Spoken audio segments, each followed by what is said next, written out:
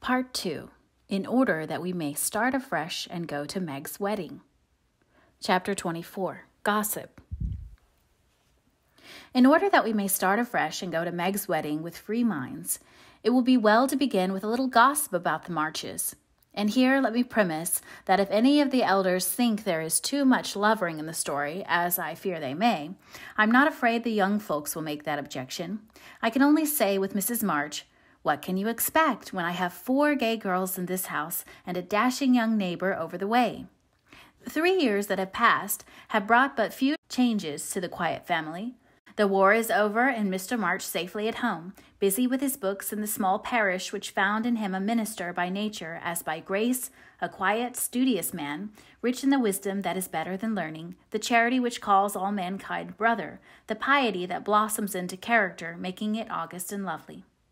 These attributes, in spite of poverty and the strict integrity which shut him out from the more worldly successes, attracted to him many admirable persons, as naturally as sweet herbs draw bees, and as naturally he gave them the honey into which 50 years of hard experience had distilled no bitter drop. Earnest young men found the gray-headed scholar as young at heart as they. Thoughtful or troubled women instinctively brought their doubts to him, sure of finding the gentlest sympathy, the wisest counsel. Sinners told their sins to the pure-hearted old man, and were both rebuked and saved. Gifted men found a companion in him. Ambitious men caught glimpses of nobler ambitions than their own, and even worldlings confessed that his beliefs were beautiful and true, although they wouldn't pay. To outsiders, the 5 energetic women seemed to rule the house, and so they did in many things. But the quiet scholar sitting among his books was still the head of the family, the household conscience, anchor, and comforter. For to him the busy, anxious women always turned in troublous times, finding him, in the truest sense of those sacred words, husband and father. The girls gave their hearts into their mother's keeping, their souls into their father's, and to both parents who lived and labored so faithfully for them, they gave a love that grew with their own and bound them tenderly together by the sweetest tie which blesses life and outlives death. Mrs. March is as brisk and cheery, though rather grayer than when we saw her last, and just now so absorbed in Meg's affairs that the hospitals and homes, still full of wounded boys and soldiers' widows, decidedly missed the motherly missionaries' visits. John Brooke did his duty manfully for a year, got wounded, was sent home, and not allowed to return. He received no stars or bars, but he deserved them, for he cheerfully risked all he had, and life and love are very precious when both are in full bloom. Perfectly resigned to his discharge, he devoted himself to getting well, preparing for business, and earning a home for Meg. With the good sense and sturdy independence that characterized him, he refused Mr. Lawrence's more generous offers and accepted the place of bookkeeper, feeling better satisfied to begin with an honestly earned salary than by running any risks with borrowed money. Meg had spent the time in working as well as waiting, growing womanly in character, wise in housewifely arts, and prettier than ever, for love is a great beautifier. She had her girlish ambitions and hopes, and felt some disappointment at the humbly way in which the new life must begin. Ned Moffat had just married Sally Gardner, and Meg couldn't help contrasting their fine house and carriage, many gifts and splendid outfit with her own, and secretly wishing she could have the same. But somehow envy and discontent soon vanished when she thought of all the patient love and labor John had put into the little home awaiting her. And when they sat together in the twilight, talking over their small plans, the future always grew so beautiful and bright that she forgot Sally's splendor and felt herself the richest, happiest girl in Christendom. Jo never went back to Aunt March, for the old lady took such a fancy to Amy that she bribed her with the offer of drawing lessons from one of the best teachers going, and for the sake of this advantage, Amy would have served a far harder mistress. So she gave her mornings to duty, her afternoons to pleasure, and prospered finely. Jo meantime devoted herself to literature and Beth, who remained delicate long after the fever was a thing of the past. Not an invalid exactly, but never again the rosy, healthy creature she had been, yet always hopeful, happy, and serene, and busy with the quiet duties she loved, everyone's friend and an angel in the house long before those who loved her most had learned to know it. As long as the Spread Eagle paid her $1 a column for her rubbish, as she called it, Jo felt herself a woman of means, and spun her little romances diligently. But great plans fermented in her busy brain and ambitious mind, and the old tin kitchen in the garret held a slowly increasing pile of blotted manuscript, which was one day to place the name of March upon the roll of fame. Laurie, having dutifully gone to college to please his grandfather, was now getting through it in the easiest possible manner to please himself. A universal favorite thanks to money, manners, much talent, and the kindest heart that ever got its own into scrapes by trying to get other people out of them, he stood in great danger of being spoiled, and probably would have been like many other promising boy if he had not possessed a talisman against evil in the memory of the kind old man who was bound up in his success, the motherly friend who watched over him as if he were her son, and last but not least by any means the knowledge that 4 innocent girls loved, admired, and believed in him with all their hearts. Being only a glorious human boy, of course, he frolicked and flirted, grew dandified, aquatic, sentimental, or gymnastic, as college fashions ordained, hazed and was hazed, talked slang, and more than once came perilously near suspension and expulsion. But his high spirits and the love of fun were the causes of these pranks. He always managed to save himself by frank confession, honorable atonement, or the irresistible power of persuasion which he possessed in perfection. In fact, he rather prided himself on his narrow escapes, and liked to thrill the girls with graphic accounts of his triumphs over wrathful tutors, dignified professors, and vanquished enemies. The men of my class were heroes in the eyes of the girls, who never wearied of the exploits of our fellows and were frequently allowed to bask in the smiles of these great creatures when Laurie brought them home with him. Amy especially enjoyed his high honor and became quite a belle among them, for her ladyship early felt and learned to use the gift of fascination with which she was endowed. Meg was too much absorbed in her private and particular John to care for any other lords of creation, and Beth too shy to do more than peep at them and wonder how Amy dared to order them about so. But Jo felt quite in her own element and found it very difficult to refrain from imitating the gentlemanly attitudes, phrases, and feats, which seemed more natural to her than the decorums prescribed for young ladies. They all liked Jo immensely, but never fell in love with her, though very few escaped without paying the tribute of a sentimental sigh or two at Amy's shrine. And speaking of sentiment brings us very naturally to the Dovecote. That was the name of the little brown house Mr. Brooke had prepared for Meg's first home. Laurie had christened it, saying it was highly appropriate to the gentle lovers who went on together like a pair of turtle doves, with first a bill and then a coo. It was a tiny house with a little garden behind, and a lawn about as big as a pocket handkerchief in the front. Here Meg meant to have a fountain, shrubbery, and profusion of lovely flowers, though just at present the fountain was represented by the weather-beaten urn, very like a dilapidated slop bowl. The shrubbery consisted of several young larches, undecided whether to live or die, and the profusion of flowers was merely hinted by regiments of sticks to show where seeds were planted. But inside it was altogether charming, and the happy bride saw no fault from garret to cellar. To be sure, the hall was so narrow it was fortunate that they had no piano, for one never could have been got in whole. The dining room was so small that 6 people were a tight fit, and the kitchen stairs seemed built for the express purpose of precipitating both servants and china pell-mell into the coal bin. But once get used to these slight blemishes, and nothing could be more complete, for good sense and good taste had presided over the furnishing, and the result was highly satisfactory. There were no marble-topped tables, long mirrors, or lace curtains in the little parlor, but simply furniture, plenty of books, a fine picture or two, a stand of flowers in the bay window, and scattered all about the pretty gifts which came from friendly hands and were the fairer for the loving messages they brought. I don't think the Purian Psyche Laurie gave lost any of its beauty, because John put up the bracket it stood upon.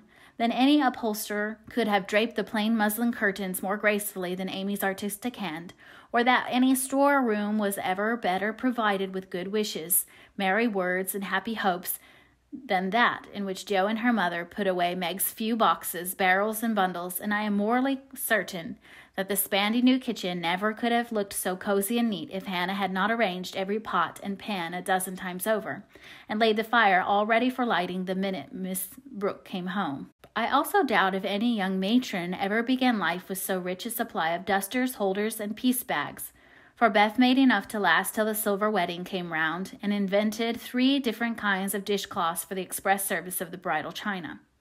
People who hire all these things done for them never know what they lose, for the homeliest tasks get beautified if loving hands do them, and Meg found so many proofs of this that everything in her small nest, from the kitchen roller to the silver vase on her parlor table, was eloquent of home, love, and tender forethought. What happy times they had planning together, what solemn shopping excursions, what funny mistakes they made, and what shouts of laughter arose over Laurie's ridiculous bargains. In his love of jokes, this young gentleman, though nearly through college, was much of a boy as ever. His last whim had been to bring with him on his weekly visits some new, useful, and ingenious article for the young housekeeper. Now a bag of remarkable clothespins, next a wonderful nutmeg grater, which fell to pieces at the first trial, a knife cleaner that spoiled all the knives, or a sweeper that picked the nap neatly off the carpet and left the dirt. Labor-saving soap that took the skin off one's hands, infallible cements, which stuck firmly to nothing but the fingers of the deluded buyer, and every kind of tinware, from a toy savings bank for odd pennies to a wonderful boiler which would wash articles in its own steam with every prospect of exploding in the process. In vain Meg begged him to stop. John laughed at him, and Joe called him Mr. Toodles. He was possessed with a mania for patronizing Yankee ingenuity and seeing his friends fitly furnished forth, so each week beheld some fresh absurdity. Everything was done at last, even to Amy's arranging different colored soaps to match the different colored rooms, and Beth setting the table for the first meal. "Are you satisfied? Does it seem like home? And do you feel as if you should be happy here?" asked Mrs. March, as she and her daughter went through the new kingdom arm in arm, for just then they seemed to cling together more tenderly than ever. "Yes, Mother, perfectly satisfied, thanks to you all, and so happy that I can't talk about it," with a look that was far better than words. "If only you had a servant or two, it would be all right," said Amy, coming out of the parlor, where she had been trying to decide whether the bronze Mercury looked best on the whatnot or the mantelpiece. "Mother, I have talked that over, and I have made up my mind to try her way first. There will be so little to do with Lottie to run my errands and help me here and there. I shall only have enough work to keep me from getting lazy or homesick," answered Meg tranquilly. "Sally Moffat has 4, began Amy. "If Meg had 4, the house wouldn't hold them, and Master and Mrs. would have to camp in the garden," broke in Joe, who, enveloped in a big blue pinafore, was giving the last polish to the door handles. "Sally isn't a poor man's wife, and many maids are in keeping with her fine establishment," Meg and John began humbly, "but I have a feeling that there will be quite as much happiness in the little house as in the big one. It's a great mistake for young girls like Meg to leave themselves nothing to do but dress, give orders, and gossip. When I was first married, I used to long for my new clothes to wear out or get torn, so that I might have the pleasure of mending them, for I got heartily sick of doing fancy work and tending my pocket handkerchief." "Why didn't you go into the kitchen and make messes, as Sally says she does, to amuse herself, though they never turn out well and the servants laugh at her?" said Meg. "I did after a while, not to mess, but to learn of Hannah how things should be done, that my servants need not laugh at me. It was play then, but there came a time when I was truly grateful that I not only possessed the will but the power to cook wholesome food for my little girls, and help myself when I could no longer afford to hire help. You begin at the other end, Meg, dear, but the lessons you learn now will be of use to you by and by when John is a richer man, for the mistress of a house, however splendid, should know how work ought to be done, if she wishes to be well and honestly served." "Yes, Mother, I'm sure of that," said Meg, listening respectfully to the little lecture, for the best of women will hold forth upon the all-absorbing subject of housekeeping. "Do you know I like this room most of all in my baby house?" added Meg a minute later, as they went upstairs and she looked into her well-stored linen closet. Beth was there laying the snowy piles smoothly on the shelves and exulting over the goodly array. All 3 laughed at Meg, for that linen closet was a joke. You see, having said that if Meg married that Brooke, she shouldn't have a cent of her money, Aunt March was rather in a quandary when time had appeased her wrath and made her repent her vow. She never broke her word and was much exercised in her mind how to get round it, and at last devised a plan whereby she could satisfy herself. Mrs. Carroll, Florence's mamma, was ordered to buy, have made, and marked a generous supply of house and table linen, and send it as her present, all of which was faithfully done, but the secret leaked out, and was greatly enjoyed by the family, for Aunt March tried to look utterly unconscious, and insisted that she could give nothing but the old-fashioned pearls long promised to the first bride. "That's a housewifely taste, which I am glad to see. I had a young friend who set up housekeeping with 6 sheets, but she had finger bowls for company, and that satisfied her," said Mrs. March, patting the damask tablecloths with a truly feminine appreciation of their fineness. "I haven't a single finger bowl, but this is a setup that will last me all my days, Hannah says," and Meg looked quite contented, as well she might. A tall, broad-shouldered young fellow with a cropped head, a felt basin of hat, and a flyaway coat came tramping down the road at a great pace, walked over the low fence without stopping to open the gate, walked up to Mrs. March with both hands out, and a hearty, "Here I am, Mother. Yes, it's all right." The last words were in answer to the look the elderly lady gave him, a kindly questioning look with the handsome eyes met so frankly that the little ceremony closed as usual with a motherly kiss. For Mrs. John Brooke, with the maker's congratulations and compliments. Bless you, Beth. What a refreshing spectacle you are, Joe.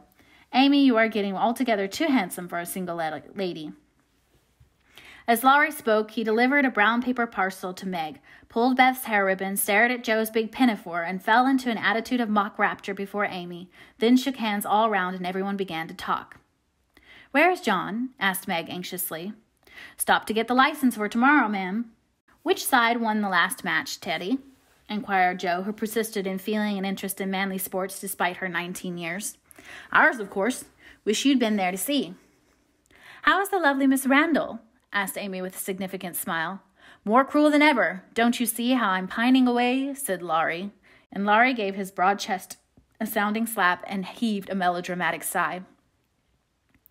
"What's the last joke? Undo the bundle and see, Meg," said Beth, eyeing the knobby parcel with curiosity. "It's a useful thing to have in the house in case of fires or thieves," observed Laurie, as a watchman's rattle appeared amid the laughter of the girls. "Any time when John is away and you get frightened, Mrs. Meg, just swing that out of the front window and it will rouse the neighborhood in a jiffy. Nice thing, isn't it?" And Laurie gave them a sample of its powers that made them cover up their ears. "There's gratitude for you. And speaking of gratitude reminds me to mention that you may thank Hannah for saving your wedding cake from destruction. I saw it going into your house as I came by, and if she hadn't defended it manfully, I'd have had a pick at it, for it looked like a remarkably plummy one." "I wonder if you will ever grow up, Laurie," said Meg in a matronly tone. "I'm doing my best, ma'am, but can't get much higher, I'm afraid, as 6 feet is about all men can do in these degenerate days," responded the young gentleman, whose head was about level with the little chandelier. "I suppose it would be a profanation to eat anything in this spick-and-span bower, so as I'm tremendously hungry, I propose an adjournment," he said presently. "Mother and I are going to wait for John. There are some last things to settle," said Meg, bustling away. "Beth and I are going over to Kitty Bryant's to get more flowers for tomorrow," added Amy, tying a picturesque hat over her picturesque curls and enjoying the effect as much as anybody. "Come, Joe, don't desert a fellow. I'm in such a state of exhaustion, I can't get home without help. Don't take off your apron, whatever you do. It's peculiarly becoming," said Laurie, as Joe bestowed his especial aversion in her capacious pocket and offered her arm to support his feeble steps. "Now, Teddy, I want to talk seriously to you about tomorrow," began Joe as they strolled away together. "You must promise to behave well and not cut up any pranks and spoil our plans." "Not a prank." "And don't say funny things when we ought to be sober." "I never do. You are the one for that." "And I implore you not to look at me during the ceremony. I shall certainly laugh if you do." "You won't see me. You'll be crying so hard that the thick fog round you will obscure the prospect." "I never cry unless for some great affliction." "Such as fellows going to college, hey?" cut in Laurie with suggestive laugh. "Don't be a peacock. I only moaned a trifle to keep the girls company." "Exactly. I say, Joe, how is Grandpa this week? Pretty amiable?" "Very. Why, have you got into a scrape and want to know how he'll take it?" asked Joe rather sharply. "Now, Joe, do you think I'd look your mother in the face and say, 'all right,' if I wasn't?" And Laurie stopped short with an injured air. "No, I don't." "Then don't go and be suspicious. I only want some money," said Laurie, walking on again, appeased by her hearty tone. "You spend a great deal, Teddy." "Bless you, I don't spend it. It spends itself somehow, and is gone before I know it." "You are so generous and kind-hearted that you let people borrow and can't say no to anyone. We heard about Henshaw and all you did for him. If you always spent money in that way, no one would blame you," said Joe warmly. "Oh, he made a mountain out of a molehill. You wouldn't have me let that fine fellow work himself to death just for one of a little help when he is worth a dozen of us lazy chaps, would you?" "Of course not. But I don't see the use of your having 17 waistcoats, endless neckties, and a new hat every time you come home. I thought you'd got over the dandy period, but every now and then it breaks out in a new spot. Just now it's the fashion to be hideous, to make your head look like a scrubbing brush, wear a straitjacket, orange gloves, and clumping square-toed boots. If it was cheap ugliness, I'd say nothing, but it costs as much as the other, and I don't get any satisfaction out of it." Laurie threw back his head and laughed so heartily at this attack that the felt hat fell off, and Joe walked on it, which insult only afforded him an opportunity for expatiating on the advantages of a rough-and-ready costume as he folded up the maltreated hat and stuffed it into his pocket. "Don't lecture any more. There's a good soul. I have enough all through the week, and I like to enjoy myself when I come home. I'll get myself up regardless of expense tomorrow and be a satisfaction to my friends. I'll leave you in peace if you'll only let your hair grow. I'm not aristocratic, but I do object to being seen with a person who looks like a young prize fighter, observed Joe severely. This unassuming style promotes study. That's why we adopt it, returned Laurie, who certainly could not be accused of vanity, having voluntarily sacrificed a handsome curly crop to the demand for a 1/4-inch long stubble. By the way, Joe, I think that little Parker is really getting desperate about Amy. He talks of her constantly, writes poetry, and moons about it in a most suspicious manner. He'd better nip his little passion in the bud, hadn't he? Added Laurie in a confidential, elderly brotherly tone after a minute's silence. Of course he had. We don't want any more marrying in this family for years to come. Mercy on us. What are the children thinking of? And Joe looked as much scandalized as if Amy and little Parker were not yet in their teens. It's a fast age, and I don't know what we're coming to, ma'am. You are a mere infant, but you'll go next, Joe, and we'll be left lamenting, said Laurie, shaking his head over the degeneracy of the times. Don't be alarmed. I'm not one of the agreeable sort. Nobody will want me, and it's a mercy, for there should always be one old maid in the family. You won't give anyone a chance, said Laurie with a sidelong glance and a little more color than before in his sunburned face. You won't show the soft side of your character, and if a fellow gets a peep at it by accident and can't help showing that he likes you, you treat him as Mrs. Gumridge did her sweetheart, throw cold water over him and get so thorny no one dares touch or look at you? I don't like that sort of thing. I'm too busy to be worried with nonsense, and I think it's dreadful to break up families so. Now, don't say any more about it. Meg's wedding has turned all our heads, and we talk of nothing but lovers and such absurdities. I don't wish to get cross. So let's change the subject. And Joe looked quite ready to fling cold water on the slightest provocation. Whatever his feelings might have been, Laurie found a vent for them in a long, low whistle and the fearful prediction as they parted at the gate. Mark my words, Joe, you'll go next.